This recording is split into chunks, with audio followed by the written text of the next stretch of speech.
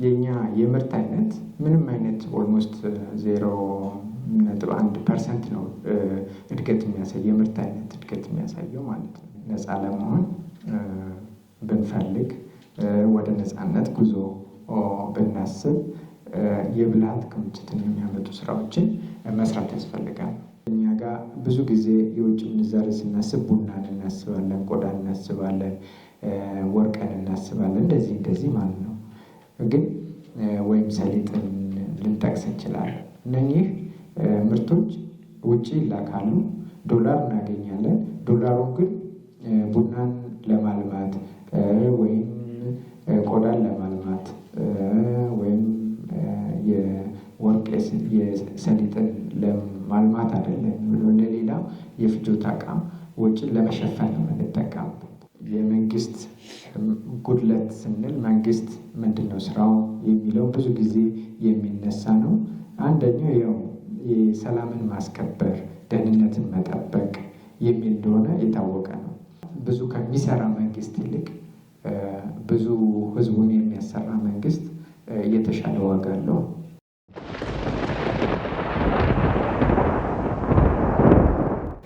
እንደምን ዋላችሁ።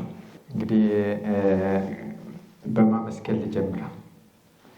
እዚህ መጥቼ ሀሳብ እንዳካፍል የጋበዘኝ መጀመሪያ ዶክተር ፋንታሁን ነው። እሱን ማመስገን እፈልጋለሁ። ከዛ ያገኘሁት ደግሞ ጸጋን ነው።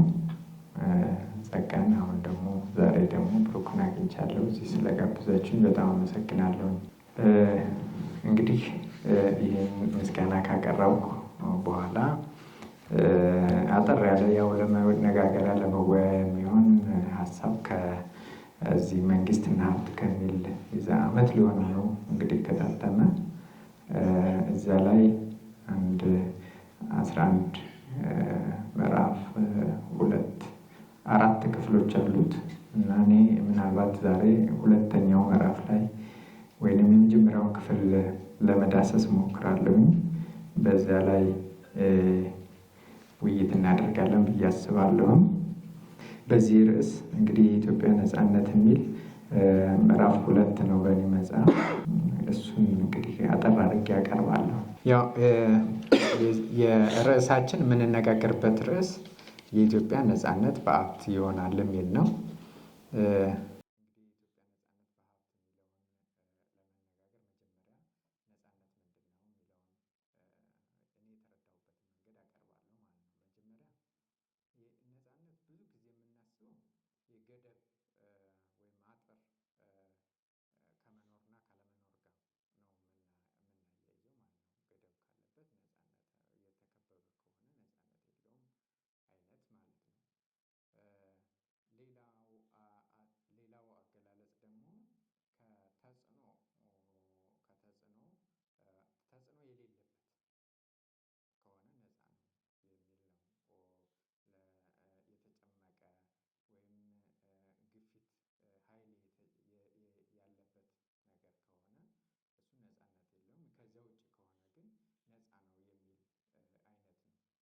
ሁለቱም እንትኖች እንግዲህ በጣም ሰፋፊ እንደ ስኩል ኦፍ ቶት የሚታዩ ነገሮች ናቸው። ግን ሁለቱም በእኔ አረዳድ የውጫዊ አገላለጽ ናቸው ብዬ ነው የማስባቸው። ነፃነት መኖርና አለመኖር ከውጫዊ ተጽዕኖ ጋር የተያያዘ ተደርጎ ይቀመጣል እና እኔ ግን እዚህ መጽሐፍ ላይ የተነሳሁበት ከውጫዊ ይልቅ ውስጣዊ ነገር ላይ ያተኮረ ነው። የነፃነት ጉዳይ የሚል ነው። የማድረግ አቅም ጋር የተያያዘ ነው የሚል ነው። ነፃ ማለት የሚፈልገውን የሚያስበውን ወይም መሆን የሚሻውን ነገር የማድረግ አቅም አለ የለም የሚለው ነው። ያ ከሌለ ተጽዕኖ ቢኖርበትም ባይኖርበትም ነፃ ነው ማለት ያስቸግራል የሚል ነው። ስለዚህ ይችኛዋን መነሻ ነፃነት የሚለውን ከዚች መነሻ ላይ እጀምራለሁ ማለት ነው። ከዚያ ሀብት የሚለው ነው ደግሞ የአገር ሀብት ስንል ምን ማለታችን ነው የሚለውን ማየት አለብን። ማድረግ የሀብት መፍጠር እንችላለን አንችልም የሚለውን ወይም የሀብት ነፃነት አለን የለንም የሚለውን ለማለት ሀብት ምንድን ነው የሚለውን እናያለን ማለት ነው። እንግዲህ ሀብት አሁን ባለው ዘመን የአንድ ሀገር ሀብት የሚለካው በምርት ነው። አመታዊ ምርት ነው በአብዛኛው የሚለካው ጂዲፒ የሚባለው ወይም ደግሞ በፐር ካፒታል ኢንካም ነው የሚለካው ነው። እና እሱን የፐር ካፒታል ኢንካም ወይ አገራዊ ምርትን ማሳደግ ከመቻልና ካለመቻል ጋር የተያያዘ ይሆናል ማለት ነው። ሌላው የአገር ሀብት መለኪያ ወደ ምርት የሚቀየር ግብአት ወይም ጥሬ ዕቃ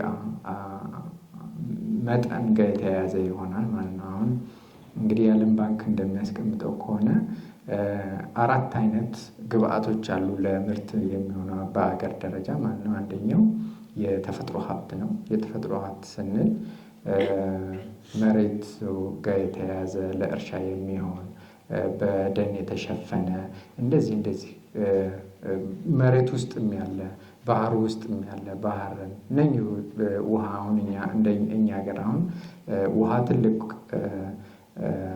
ትልቅ ሀብት ነው ብለን ነው የምንይዘው ማለት ነው። ልክ እንደዚህ አይነት በተፈጥሮ ያሉ የሚገኙ የሚኖሩ ነገሮች አንዱ የሀብት መለኪያ ተደርጎ ይቀመጣል።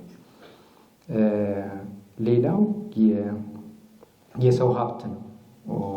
በእኛ ሀገር አሁን በትምህርት ደረጃ እና በስራ ልምድ ካልኩሌት ይደረጋል እና እሱ ሁለተኛው ነው። ሶስተኛው የካፒታል ነው። የማሽነሪ የህንፃዎች ወይም መሰረተ ልማት እነኝህን ያካትታል። እዚህ ላይ እንግዲህ እኔ መጽሐፍ ላይ ያስቀመጥኩት እነኚህ ብቻ በቂ አይደሉም የሚል ነው። ከግብአት ወደ ምርት የሚቀይር የስራ ሂደት አለ ወይም እኔ ያስቀመጥኩት ብልሃት የሚል ኮንሰፕት ነው ያመጣሁት እና ያ መኖር አለበት የሚል ነው። የብልሃት ክምችት ሲኖር ነው ወይም የአንድን ሀገር ሀብት የሚወስነው የብልሃት ክምችት ነው በሚል ነው ያስቀመጥኩት። እና አሁን ከዚህ ከሀብት አንጻር እኛ እንደ ሀገር የሀብት ነፃነት አለን ወይ የሚለውን ልንመለከት እንችላለን ማለት ነው። በእነኚህ ፓራሜትሮች ተከትለን ማለት ነው። አሁን የምርትን የአጠቃላይ ጂዲፒን ከተመለከት እንግዲህ እኔ መጽሐፉ ላይ የተጠቀምኩት መረጃ ከ2000 እስከ 2019 በፈረንጆች አቆጣጠር የ20 ዓመት መረጃ ነው የወሰድኩት ማለት ነው። እና ብዙውን የምናገረው ነገር ይህን የ20 ዓመት ጊዜ መረጃ መሰረት ያደረገ ነው የሚሆነው እና ከዚህ አንጻር እንግዲህ ኦልሞስት ወደ 9% የሚሆን ነው አመታዊ እድገቱ። በነፍስ ወከፍ ገቢም ቢታይ ከ140 ምናምን ወደ 800 ምናምን ዶላር የደረሰበት ነው እና በምርት አንጻር የሀገራችን ኢትዮጵያ እድገት አሳይታለች የሚል ነው። ከግብአት አንጻርም እንግዲህ ወደ 4 ጊዜ የዓለም ባንክ ልኬት አካሂዷል። ግን እና የ1995 ጀምሮ ነው እነሱ መለካት የጀመሩት። መጨረሻ ጊዜ የተለካው 2014 ይመስለኛል። ከዚህ አንጻር በየአመቱ የግብአት እድገት፣ የሰው ኃይል፣ የትምህርት ተደራሽነት እየሰፋ ሲመጣ ሰው የሚሰማራበት የስራ መስክ እየሰፋ እየበዛ ሲመጣ ከፍተኛ ይሆናል ማለት ነው። በአጠቃላይ በግብአት አንጻር ወደ 51% የሚሆነው የኢትዮጵያ ሀብት የሰው ሀብት ነው ተብሎ ነው የሚቀምጠው። ከዚያ ቀጥሎ ያለው ካፒታል ነው። እሱም እንደዚሁ እያደገ የመጣ ነው። የውጭ ምንዛሪ የሌሎች ሀገር ሪዘርቭን በተመለከተ ግን ያው እሱ በጎደሎ ወይም በአናሽ ነው የሚታየው ማለት ነው። እና ከነኚህ ከምርትም ከግብአትም አንጻር ስንመለከተው የኢትዮጵያ እያደገች ነው የሚል ትርጓሜ ልንሰጥ እንችላለን። ነገር ግን ከብልሃት አንጻር የብልሃት ክምችት ወይም አጠቃላይ የምርትን የማምረት ግብአትን ዋጋ የመጨመር አቅማችን ግን ምን ያክል ነው? በራሳችን ቁጥጥር ውስጥ ነው ወይ? በምንፈልገው ደረጃ ማሳደግ እንችላለን ወይ ብለን ስናየው ግን እኔ አነስተኛ ነው ብዬ ነው ያስቀመጥኩት መጽሐፉም ላይ ማለት ነው። ይህንን ለማየት ትንሽ የኦልድ ዴታም ቢሆን ከ1970ዎቹ እስከ 2000 መጨረሻ አካባቢ ድረስ ወደ አሜሪካ የተላከ ምርትን ነው ለማየት የሞከርኩት እና እዚያ ላይ የኛ የምርት አይነት ምንም አይነት ኦልሞስት 0.1% ነው እድገት የሚያሳየው የምርት አይነት እድገት የሚያሳየው ማለት ነው። እና ይሄ ማለት ምንም እንኳን ግብአት ቢኖረን ለምርት የሚሆን ነገር ቢኖረን እንኳን ወደ ምርት መቀየር የሚችል አቅማችን አነስተኛ ነው የሚል እና ከዚህ አንጻር የኛ ሀገር የሀብት ነፃነት አለው ለማለት ያስቸግራል የሚል ነው እና በዚህ መነሻ ሀሳብ የብልሃት ክምችትን የሚያሳድጉ ነገሮችን መስራት ያስፈልጋል የሚል ነው ዋናው ማጠንጠኛ ሀሳቤ ማለት ነው። እና ነፃ ለመሆን ብንፈልግ ወደ ነፃነት ጉዞ ብናስብ የብልሃት ክምችትን የሚያመጡ ስራዎችን መስራት ያስፈልጋል። እዚህ ላይ እንግዲህ ብልሃት ክምችትን ለማምጣት ምን ማድረግ ይገባል ወይንም ምንድናቸው ጉዳዮቹ የብልሃት ክምችትን የሚጨምሩት የሚሉት ነገሮች ላይ እንግዲህ 4 ነጥቦች ላይ ነው ትኩረት አድርጌ ለማስላት ለማጥናት የሞከርኩት ማለት ነው። የመጀመሪያው የስራ ክፍፍልን በተመለከተ ነው። እንግዲህ የስራ ክፍፍል ረጅም ታሪክ ያለው ነው።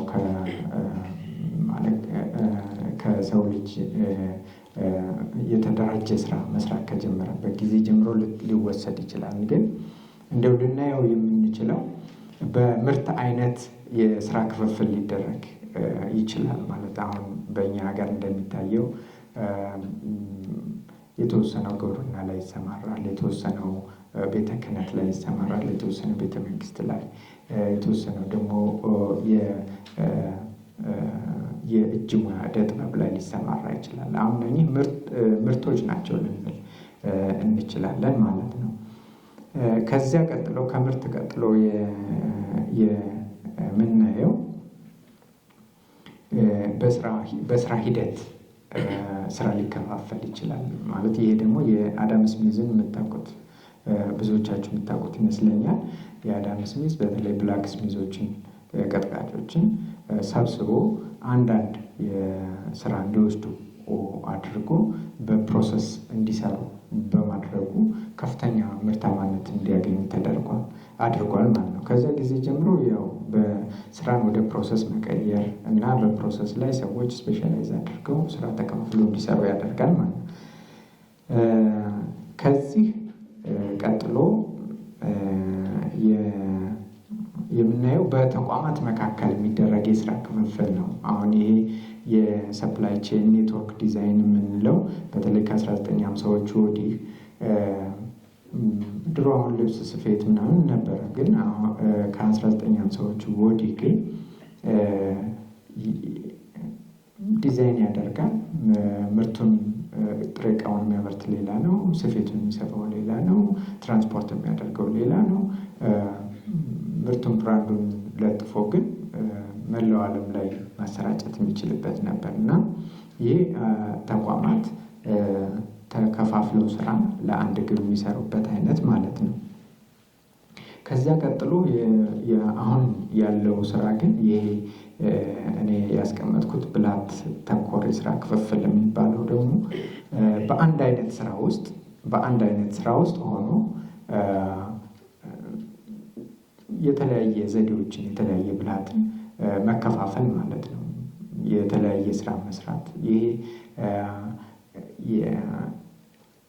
ኢንተር ኦርጋናይዜሽን ሳይሆን ኢንትራ ኦርጋናይዜሽን የሚባል አይነት የአሰራር ዘዴ ነው እና አሁን በተለይ ለዚህ እንደ ጥሩ ምሳሌ የወሰድኩት በአሜሪካና በካናዳ መካከል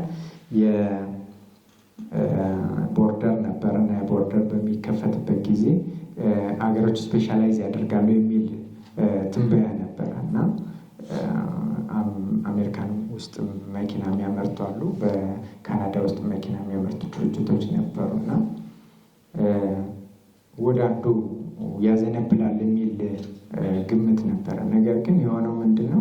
ሁለቱም አምራች ድርጅቶች አምራች አገሮች በማምረት ነው የቀጠሉት እና ይሄ ምንድን ነው የሆነው? አንዱ የሚያመርተው ለሌላው የሚሸጠው ነገር አለ እና ይሄ ኢንትራ ኦርጋናይዜሽናል ስፔሻላይዜሽን የሚል ነው ያለው ማለት ነው። እና ከነኚህ የስራ ክፍፍል አይነቶች ስናይ የእኛ እንግዲህ ወደ 67% የሚሆነው ህዝብ በግብርና የሚተዳደር በመሆኑ ኦልሞስት በትራዲሽናል በምርት የስራ ክፍፍል ውስጥ ነው ያለው ማለት ነው። ከዚያ ቀጥለን ደግሞ በስራ ሂደት ብንመለከት የከተማ ውስጥ ያለው ኢንዱስትሪ ውስጥ የመንግስት ስራ ውስጥ ምናምን ያለውን ወደ 30% ያክል ይሆናል በዚህ ስራ ክፍፍል ውስጥ ያለው ማለት ነው። ያም ግን ቢሆን እንግዲህ አንዳንድ ጥናቶች እንደሚያሳዩት ለአደጋ ተጋላጭ ናቸው የሚል ነው እና ያን ያክል የዳበረ የስራ ክፍፍል የለም ነው። ስለዚህ የስራ ክፍፍል ካልዳበረ የብልሃ ክምችትን ማምጣት አይቻልም ማለት ነው። ያ ካልሆነ ደግሞ ነፃነትን የምንፈልገውን የሀብት መጠን ማከማቸት መስራት አንችልም ማለት ነው። ይሄ ነው አንዱ ጉዳይ ማለት ነው። ከዛ የሚቀጥለው ሁለተኛ ጉዳይ የሀብት የብልሃ ክምችትን ለማምጣት የገበያን በምናነሳበት ጊዜ ሁለት ነገሮች ናቸው ያሉ በዋናነት በአገር ደረጃ የአቅርቦት ጉዳይ አለ፣ የፍላጎት ጉዳይ አለ እና በእኛ ሀገር እንግዲህ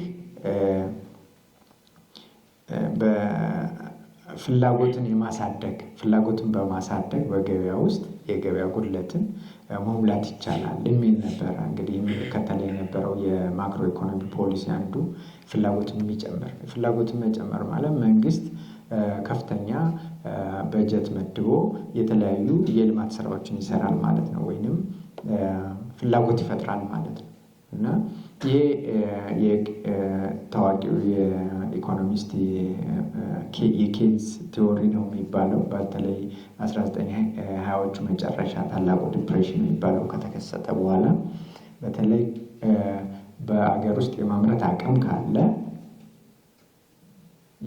አቅም ካለ ፍላጎትን የሚጨምር መንግስት ለሀብት ለመፍጠር እድገት ለማምጣት ያመቻል የሚል ነው ባጭሩ። እና ያንን ተከትለን እኛ ፍላጎትን የሚጨምሩ ስራዎች ሲሰሩ ነበረ። ነገር ግን ያው እንደምታውቁት ይመስለኛል እኛ አንደኛ ካፓሲቲ የለንም፣ የሰፕላይ ሳይዱ አነስተኛ ነው እና ከገበያ ጋር የተያያዘ ነገር ነው። የገበያ ጉድለትን በተመለከተ የማነሳው ፍላጎት በጨመረ ቁጥር ይበልጥ የውጭ ምርት እንዲገባ ፍጆታ እንዲበረክት ነው ያደረገው እንጂ የአቅርቦት እንዲያድግ በሚፈለገው ደረጃ አላደረገውም የሚል ነው። እዚህ ላይ ሌላው አቅጣጫ ደግሞ አቅርቦትን ማሳደግ የሚል ነው። አቅርቦትን ማሳደግ የሚለው ሀሳብ ደግሞ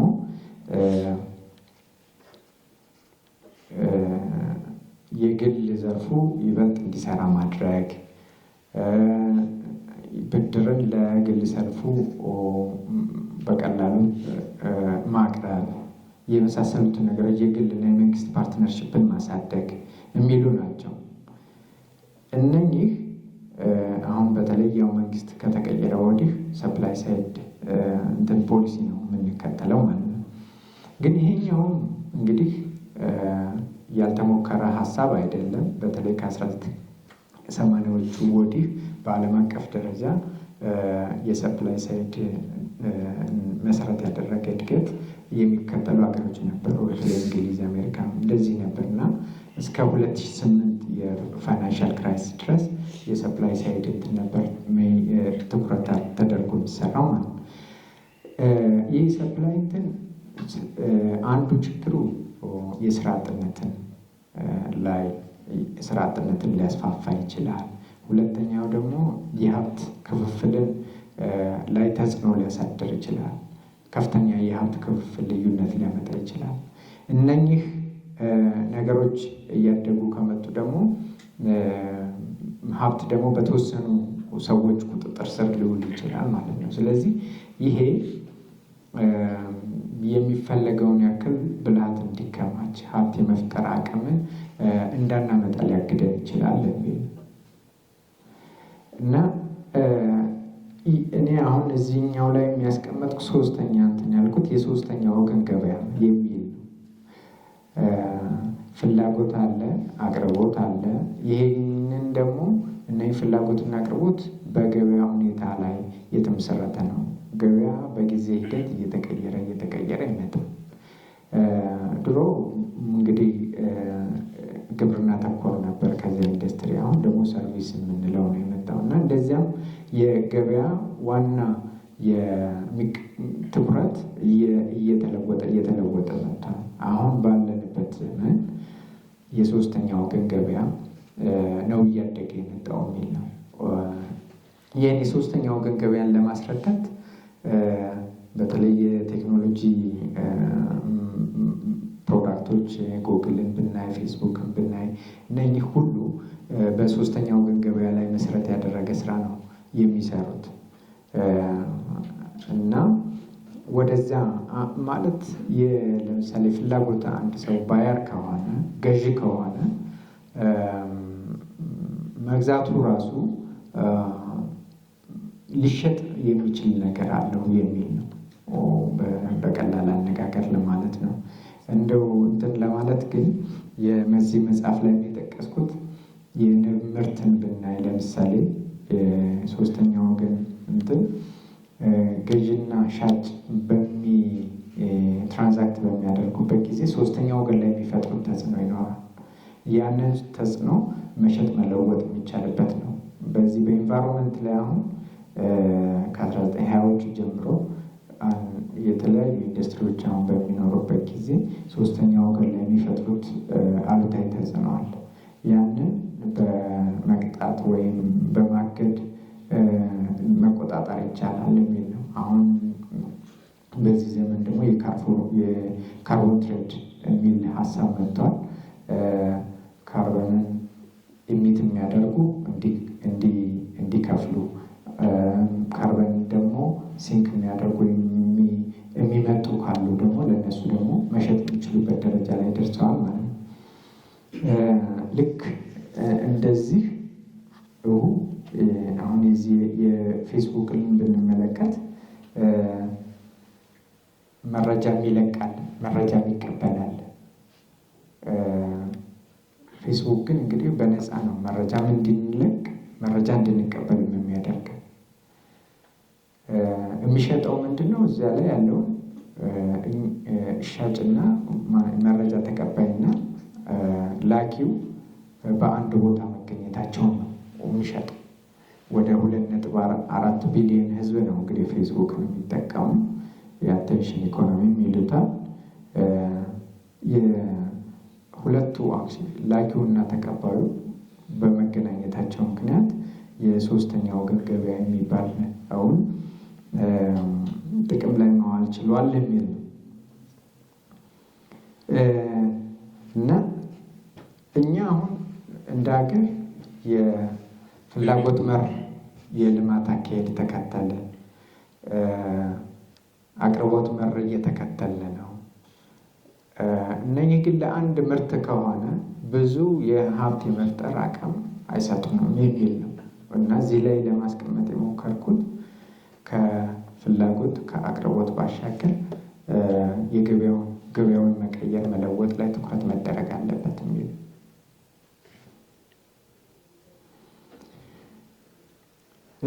ሶስተኛ ነጥብ የዚህ የውጭ ንግድን በተመለከተ ነው። ያው እንደሚታወቀው ብዙ ዘመንኛ ትኩረት የምናደርገው የውጭ ምርት መተካት የሚል ነው። የውጭ ምርት መተካት ከዚያ ቀጥሎ ደግሞ የመጣው የኤክስፖርትን የውጭ ምርትን ማበረታታት የሚል ነው።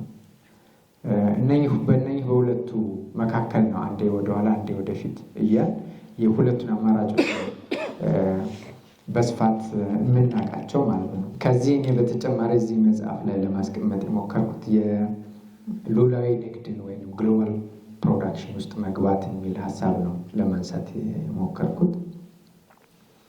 የገቢ ንግድ መተካት በራሱ ብዙ ችግር የለውም፣ ግን በተለይ እኛ እንደኛ አይነት ሀገር ማለት ነው የፍጆታ ምርት ነው በአብዛኛው የምናመርተው። ምግብ ሊሆን ይችላል፣ ልብስ ሊሆን ይችላል፣ እንደዚህ አይነት ነገር ማለት ነው። ያንን ለማምረት ግን መሰረታዊ የሆኑ መሳሪያዎች፣ ማሽነሪ ኢኩዊፕመንት ያስፈልጋል እና እኛ ምግብን፣ ልብስን እናምረት ብለን በሀገር ውስጥ እናምረት ብለን በምንልበት ጊዜ እነኛን ለማምረት የሚጠቅሙ ማሽነሪዎች ማስገባት አለብን ማለት ነው እና በሂደት ምን ይሆናል? የእነኛ ማሽነሪዎች ዋና አስገቢ ወይንም ሁል ጊዜ ገዢ ሆነን እንቀርባለን ማለት ነው እና ወደ አሁን አይታችሁ ሊሆን ይችላል አንዳንድ ማሽነሪዎች እኛ እዚህ ሆነን ችግር በሚያጋጥምበት ጊዜ እዚህ ሆነን መጠገን ማስተካከል የማንችላቸው ማሽነሪዎች አሉ። ኦንላይን ከውጭ ሰፕላየሮቻቸው ናቸው የሚጠግኗቸው እና ያ ማለት ቋሚ ጥገኝነት ውስጥ የሚያስገባ ሊሆን ይችላል የሚል ነው። ሌላው የዚህ የውጭ ንግድ ላይ ኤክስፖርት ማድረግ የፎሬን ከረንሲ ይጨምራል፣ የገበያ የውጭ ንግድ ሚዛንን ያስተካክላል ብለን እናስባለን። ግን በዚህ ዓለም አሁን ባለንበት ዓለም ኤክስፖርት ብቻ ላድርግ፣ እኔ ኤክስፖርት ላድርግ፣ አንተ ተቀበል የሚል ሀሳብ እኛ ያለን ችግር ሌላውም ሀገር ያደገውም ሀገር ቢሆን እንኳን እኛ ያለብን ችግር እነሱም አለባቸው እና በተለያየ መልክ አጥር ይፈጠራል። አሁን ታሪፍ ነበር፣ በፊት በታሪፍ ነበር የሚከለከለው። ታሪፍ ደግሞ ይቅር የሪጂናል ወርልድ ትሬድ ኦርጋናይዜሽን በማቋቋም የታሪፍ እንትንን ቀንስ ተባለ። ግን አሁን ደግሞ ሌላ ቴክኒካል ሪኳርመንቶች ይቀመጣሉ። አሁን የኳሊቲ ሪኳርመንቶች ይቀመጣሉ እና አንዱ ሌላው ውስጥ እንዳይልክ የራሱን ማርኬት የሚጠብቅበት መንገድ ይፈጥራል እና ያው ባለፈው እንግዲህ ከ1990ዎቹ መጀመሪያ ጀምሮ የኛ መንግስት ኤክስፖርት ኦሪየንትድ ነበረ የምንከተለው። ግን ያን ያክልም የውጭ ምርታችንን አልጨመርንም፣ የንግድ ሚዛኑም አልተስተካከለም። ስለዚህ ሌላ ሶስተኛ መንገድ መፈለግ አለብን የሚል ነው እና ይሄ የራሱን የሚያራባ የውጭ ንግድን ማየት ያስፈልጋል። ይሄ ራሱን የሚያራባ ውጭ ንግድ የምንለው የግሎባል ትሬድን በተመለከተ ነው። ግሎባል ትሬድ ግሎባል ቫልዩ ቼን ልንለው እንችላለን። የግሎባል ፕሮዳክሽን በሀገሮች ሕግና ስነስርዓት የማይወሰን አሁን ትልልቅ ለምሳሌ አፕልን ብንወስድ ወደ 50 ሀገር በላይ ነው የሚሳተፍበት ለምርት ሂደቱ ማለት ነው። የሚሸጠው ደግሞ መላው ዓለም ውስጥ ነው የሚሸጠው እና በየትኛውም ሀገር በታክስ በሰው ኃይል አስተዳደር በተለያዩ መስፈርቶች ተገዥ አይደለም። ተገዥነቱ ለዓለም አቀፍ ወይም ለግሎባል ኦርደር ነው የሚሆነው ማለት ነው እና ያ ማለት የግሎባል ፕሮዳክሽን ሲስተም ውስጥ ገባን ማለት የሚገኘው ፎሬን ከረንሲ ራሱ ወደ ሎካል ለሌላ መስመር ለሌላ ጥቅም የማይውል የማይውል ይሆናል እና በዛው ላይ ራሱን የሚያራባበት መንገድ ይፈጠራል ማለት ነው። አሁን ይህን የሚቀይር ሲሆን ነው ራሱን የሚያራባ ሲሆን የብልሃት ክምችት ሊኖረው ይችላል። ከዚያም ደግሞ የምንፈልገውን የሀብት ነፃነት ማምጣት እንችላለን የሚል ነው። መጨረሻ ላይ የማነሳው የዚህ የመንግስት ጉድለትን በተመለከተ ነው። እኛ ጋር ብዙ ጊዜ የውጭ ምንዛሬ ስናስብ ቡናን እናስባለን፣ ቆዳን እናስባለን፣ ወርቅን እናስባለን፣ እንደዚህ ማለት ነው። ግን ወይም ሰሊጥን ልንጠቅስ እንችላለን። እነኚህ ምርቶች ውጭ ይላካሉ፣ ዶላር እናገኛለን። ዶላሩን ግን ቡናን ለማልማት ወይም ቆዳን ለማልማት ወይም የወርቅ የሰሊጥን ለማልማት አይደለም፣ ለሌላ የፍጆታ ዕቃ ወጪን ለመሸፈን ነው የምንጠቀምበት። ስለዚህ ራሱን የሚያጠፋ አይነት ነው የውጭ ንግዳችን አካሄድ ማለት ነው። የመንግስት ጉድለት ስንል መንግስት ምንድን ነው ስራው የሚለው ብዙ ጊዜ የሚነሳ ነው። አንደኛው ያው የሰላምን ማስከበር፣ ደህንነትን መጠበቅ የሚል እንደሆነ የታወቀ ነው። በእኛ ሀገር እንግዲህ ሰላም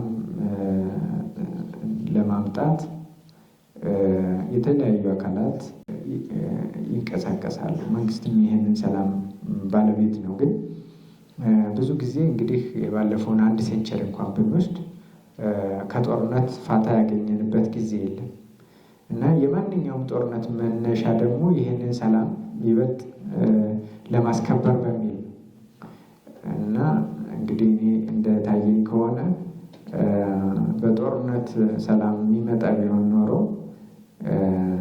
እንደኛ አይነት አገር ሰላም የሚያኖረው አይኖርም ነበር ብዬ ነው የማስበው። እና ግን ያው በዚህ ይሄኛው አንዱ ችግር ነው ብዬ ነው። ያ በቂ አይደለም ነው አንዱ ጉዳይ። ሌላው የዚህ ማህበራዊ ፍትህን ማምጣት የሚል ነው። ማለት ለምሳሌ ትምህርት ያልደረሰበት ማድረስ፣ ትራንስፖርት ያልደረሰበት መድረስ፣ የጤና እንትን ማዳረስ፣ እንደዚህ የመሳሰሉ ስራዎችን መንግስት ቢሰራ ህዝቡን በመለወጥ አገሪቱ ሀብት የማፍራት እንትኗን ይቀይራል የሚል ነው።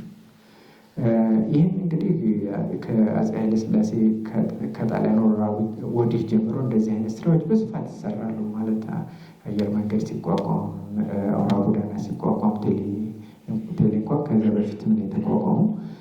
እንደዚህ ተቋማቶች ተገንብቷል። ትምህርት ቤትን ሰሞኑን ያከበርነው የአዲስ አበባ ዩኒቨርሲቲ ምስረታ ብናይ እንደዚህ ማህበራዊ ፍትህን የሚያመጡ ስራዎችን መስራት የመንግስት ስራ ተደርጎ ይቆጠራል። ግን እዚህ ላይ አንድ ችግር ያለው ምንድነው? መንግስት ኢንቨስት ለማድረግ ብዙ ሀሳብ ሊኖረው ይችላል። ለህዝቡ ይጠቅማል የሚል ብዙ ሀሳብ ሊኖረው ይችላል። ግን ያንን ለማፈጸም የሚያስፈልግ ሀብት ገንዘብ ማግኘት ያዳግተዋል። አሁን አንደኛው እንግዲህ ገንዘብ የሚያገኝበት መንገድ ታክስ ነው። የታክስ ጉድለት አለ ሁልጊዜ። እንዲያውም አሁን እየሰፋ መጣ። ሰሞኑን እንኳን ብንመለከት ከጂዲፒው 7% እንኳን አይሞላም መንግስት የሚሰበስበው ማለት ነው። እና በአንድ በኩል የሚያገኘው ገንዘብ አነስተኛ ነው፣ በሌላ በኩል መስራት የሚፈልገው በጣም ማዕት ነገር ነው። እና ይሄ ደግሞ የመንግስት ደግሞ ገንዘብ በጎደለው ቁጥር ደግሞ ዋና ስራው የሚሰራውን ስራ ሁሉ በሚገባ እንዳይሰራ ሊያደርገው ይችላል የሚል ነው። ስለዚህ ከነኚህ ጉዳዮች ባሻገር እዚህ መጽሐፍ ላይ ለማቅረብ የሞከርኩት መንግስት የግብይት ወጪን የሚቀንሱ ስራዎች ላይ ትኩረት ቢያደርግ ይሻላል የሚል ነው።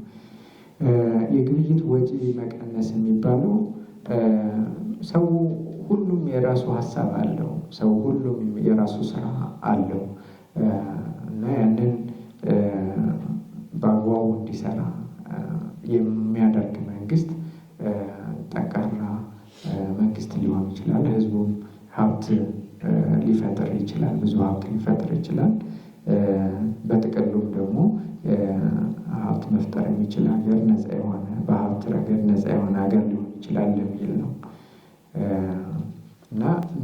ከሚሰራ መንግስት ይልቅ ብዙ ህዝቡን የሚያሰራ መንግስት የተሻለ ዋጋ አለው። ይህንን ዋጋ በዚህ ነው። እነኚህ ናቸው ዋና ዋና ነጥቦች። ረዘም ካደረግኩ ይቅርታ ጠይቃለሁ። እንደው ጠቅለል ለማድረግ የተነሳንበት የኢትዮጵያ ነፃነት በሀብት መሆን አለበት የሚል ነው። እንግዲህ እኛ እንደ ሀገር አስተዳደራዊ ነፃነታችን ለማስጠበቅ አያት ቅድመ አያቶቻችን ምን ያክል እንደታገሉ በአድዋ ጦርነት፣ ከዚያም መልስ ዛሬም ቢሆን ምን ያክል መንግስትም ሆነ ህዝብ እንደሚታገል እና ለዚህ የሚተኛ ሰው እንደሌለ ግልጽ ይመስለኛል። ነገር ግን በራሱ አስተዳደራዊ ነፃነት መያዝ ብቻውን የሀብት የመፍረት አቅም ከሌለ ዞሮ ከእንደገና ልመና ውስጥ እንዲያውም ኑና እርዱኝ፣ ደግፉኝ፣ በዚህ ጎደለኝ፣ በዚህ ጥቀሙ የሚል አይነት መንግስት ከሆነ ዞሮ ነፃነቱ እየተረጋገጠ አይሆንም የሚል ነው። ለዚህ ደግሞ ዋና ትኩረት መደረግ ያለበት የብልሃት ክምችት ላይ የዓመታዊ ምርት ወይም ያለን የተፈጥሮ ሀብት ምናምን ሳይሆን ምን ያክል የሀብት ክምችት አለን የሚለው ላይ ትኩረት መደረግ አለበት ነው። ብልሃት ክምችትን ለማምጣት ደግሞ ብልሃት ተኮር የስራ ክፍፍል ብናደርግ፣ የሀገር ውስጥ ገበያ ተመጣጣኝ እንዲሆን የሶስተኛ ወገን ገበያንም ትኩረት ቢያደርግ ከሽያጭ ዋጋ በተጨማሪ በተጓዳኝ የሚያገኘው ገበያ የሚኖረው ከሆነ የተሻለ ሀብት መፍጠር፣ እያንዳንዷ ትንንሽ ብልሃት ዋጋ እንዲኖራት፣ ህይወት እንዲኖራት ማድረግ ይችላል የሚል ነው። ከሀገር ውስጥ ባሻገር እኛ ከውጭ ብዙ ገቢ ሊደረጉ የሚችሉ ብልሃት ሊኖር ይችላል የሚል ነው እና ያንን ደግሞ ማምጣት የምንችለው ዛሬ ብንለምን ለምሳሌ ትልልቅ እንትኖች ላይ ስለ ስፔስ፣ ስለ ኮምፒውተር ቺፕስ ላይ እና የሚሰሩ እንትኖችን ኑና ስሩ፣ በነፃም ስሩ ብንላቸው እዚህ አይመጡልን እና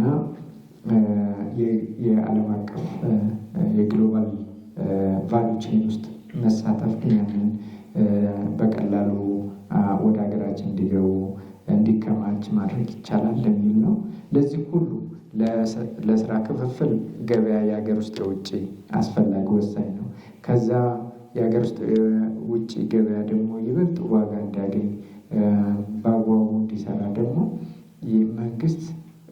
የመንግስት ድርሻ የሚሆነው የግብይት ወጪን የሚቀንስ ነገር ላይ ትኩረት ማድረግ አለበት የሚል ነው። እነኚህም ብናደርግ ከአስተዳደራዊ ነፃነት ላይ ብዙ ችግር የለብንም። የሀብት እንትን ላይ ነው፣ ነፃነት ላይ ነው ችግር ያለብን። እሱን መፍታት እንችላለን የሚል ሀሳብ ነው ያለኝ። ይሄ ነው በዚህ ማቅረብ የፈለግኩት። አመሰግናለሁ።